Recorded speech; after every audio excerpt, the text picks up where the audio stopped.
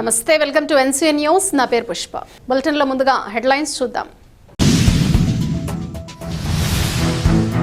గోదావరి తీరణ ఆధ్యాత్మిక వైభవానికి సమగ్ర కార్యాచరణ. మంత్రులు పి నారాయణ, కందుల దుర్గేష్.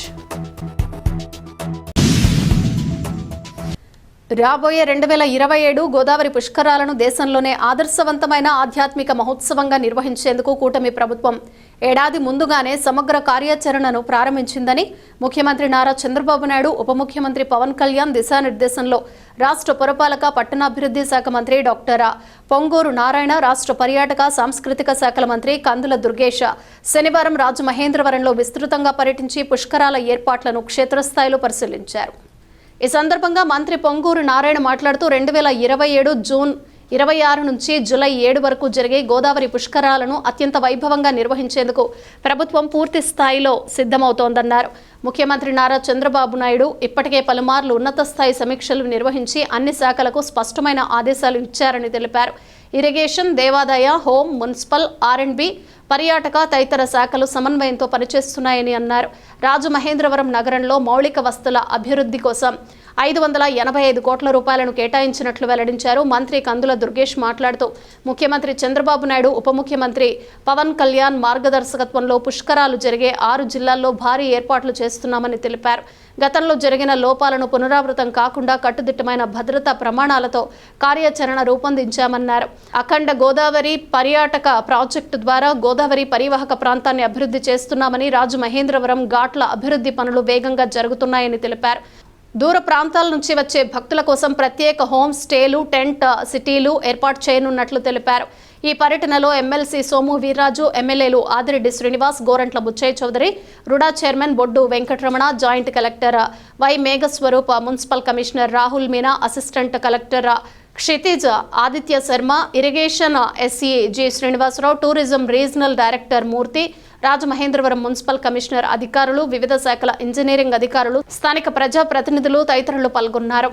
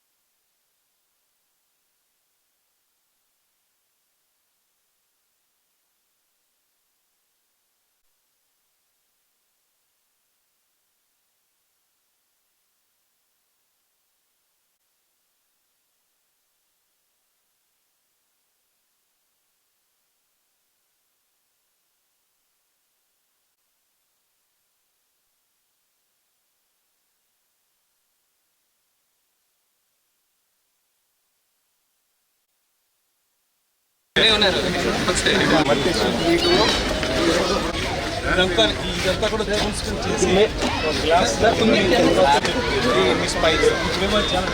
స్పైక్స్ 18 కాంబోకి తీసుకున్నాం సార్. ఏ ఒక్కరు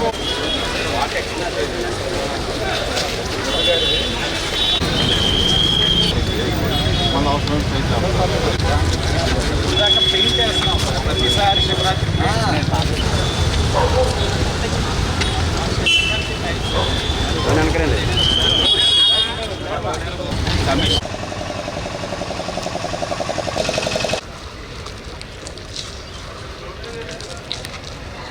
ఎంతలోకి దిగిందో.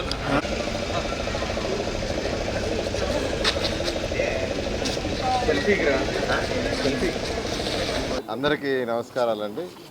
2027లో జరగబోయే గోదావరి పుష్కరాలకు సంబంధించి గౌరవ ముఖ్యమంత్రి గారు మంత్రులతో సబ్ కమిటీ వేయడం జరిగింది. ఆ సబ్ కమిటీ అనేక దఫాలు అటు పంచాయతీరాజ్ శాఖ, మున్సిపల్ శాఖ, ఇరిగేషన్ డిపార్ట్మెంటు, పోలీస్ డిపార్ట్మెంటు, అదేవిధంగా ఎండోమెంట్స్ డిపార్ట్మెంటు, ఇట్లా అన్ని శాఖలని R&B అన్ని శాఖలతో సమన్వయంతో కమిటీ ఈరోజు గౌరవ ముఖ్యమంత్రి గారు కూడా 3-4 సార్లు దీని మీద రివ్యూ తీసుకోవడం జరిగింది. అయితే ఈరోజు గత 2014-19లో ఎంతో ఘనంగా యాక్చువల్గా పుష్కరాలను చేసాము. అయితే అప్పుడు టైం కేవలం 4 నెలల ముందే వర్క్ స్టార్ట్ చేసాం, కేవలం 4 months ఉంది. అయితే ఈసారి దీనికి 1 year కంటే ముందే దీని మీద ఒక ప్లాన్ స్టార్ట్ అయింది, ఆల్రెడీ స్టార్ట్ చేశారు. ఎండోమెంట్స్ వాళ్ళు అయితే ఆల్మోస్ట్ టెంపుల్స్ అన్నింటినీ వర్క్ స్టార్ట్ చేశారు. అదేవిధంగా టూరిజం వాళ్ళు స్టార్ట్ చేశారు, పవర్ డిపార్ట్మెంట్ వాళ్ళు స్టార్ట్ చేశారు, ఇరిగేషన్ వాళ్ళు కూడా కొన్ని స్టార్ట్ చేశారు. మిగతా అన్నీ కూడా ఈ రైనీ సీజన్ అయిన తర్వాత, ఈ వర్షాకాలం సీజన్ అయిన తర్వాత వాళ్ళు మేజర్ వర్క్ స్టార్ట్ చేశారు. త్వరలో R&B వాళ్ళు కూడా యాక్చువల్గా టేకప్ చేస్తారు. ఈ నేపథ్యంలో మున్సిపల్ శాఖలో గత వారం ఇక్కడికి రావటం నేను జరిగింది. ఇక్కడ ఉన్న ప్రజాప్రతినిధులతో, మంత్రులతో, వాళ్ళందరితో డిస్కస్ చేశాను. వారి రిక్వైర్మెంట్ అన్ని డిస్కస్ చేశాను.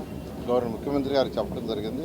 580 కోట్లు ఈరోజు విజయవాడ మున్సిపల్ కార్పొరేషన్లో పుష్కరాలకు సంబంధించి ఏదైతే వర్క్స్, రోడ్లు వైడింగ్ కానీ, రోడ్లు కానీ, వాటర్ కానీ, ఒకసారి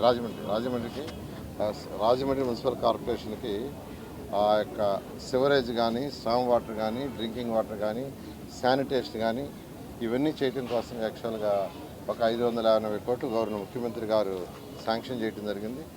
ఈ విధంగా దీన్ని యాక్చువల్ గవర్నర్ ముఖ్యమంత్రి గారి యొక్క ఆధ్వర్యంలో ఇది చేస్తున్నా. ఖచ్చితంగా ఈసారి ఎటువంటి అవాంఛనీయాలు జరగకుండా ఈ పుష్కరాలు ఘనంగా చేయడం జరుగుతుంది. ప్రధానంగా ఈరోజు ఒక పుష్కరాలకి సంబంధించినటువంటి కార్యక్రమాలు ఎప్పుడెప్పుడు మొదలవుతాయనేటువంటి ఆలోచన అటు ప్రజల్లోనూ ఇటు పాత్రికేయ మిత్రుల్లోనూ కూడా చాలా సందర్భాల్లో కనపడినటువంటి నేపథ్యంలో వరుస పర్యటనలతోటి మున్సిపల్ శాఖ మంత్రులు నారాయణ గారు ప్రభుత్వం యొక్క ఆలోచనల్ని మా ముందు పెడుతూ, అదేవిధంగా ఏ రకంగా ఈ పుష్కరాలు విజయవంతం చేయాలనేటువంటి ఆలోచనతో పర్యటనలు చేస్తూ ఉన్నారు. ముఖ్యమంత్రి చంద్రబాబు నాయుడు గారు కానీ, ఉప ముఖ్యమంత్రి పవన్ కళ్యాణ్ గారు కానీ ఇద్దరు కూడా ప్రత్యేకించి ఈ పుష్కరాలని 6 జిల్లాలు, కొత్త 6 జిల్లాలకి సంబంధించినటువంటి గోదావరి క్యాచ్మెంట్ ఏరియాలో ఈ పుష్కరాలని అత్యద్భుతంగా నిర్వహించాలనేటువంటి ఆలోచనతో కేంద్ర ప్రభుత్వం యొక్క సహకారాన్ని కూడా తీసుకుంటూ కార్యక్రమాలకి శ్రీకారం చుట్టడం జరిగింది. మొన్ననే నారాయణ గారు వచ్చి 500 పైచిలుకు కోట్ల రూపాయలు ఇప్పటికీ శాంక్షన్ చేసినట్టుగా వారు చెప్పింది మీదట ఇవాళ అన్ని కార్యక్రమాలు కూడా వరుసగా జరుగుతూ ఉన్నాయి. అందరం కలిసి ఇంటిగ్రేషన్ తోటి సమీకృతంగా ఒక కాంక్రీట్ వర్క్ చేయాలనేటువంటి ఆలోచనతో ముఖ్యమంత్రి గారు ఇప్పటికే మాకు దిశానిర్దేశం చేశారు.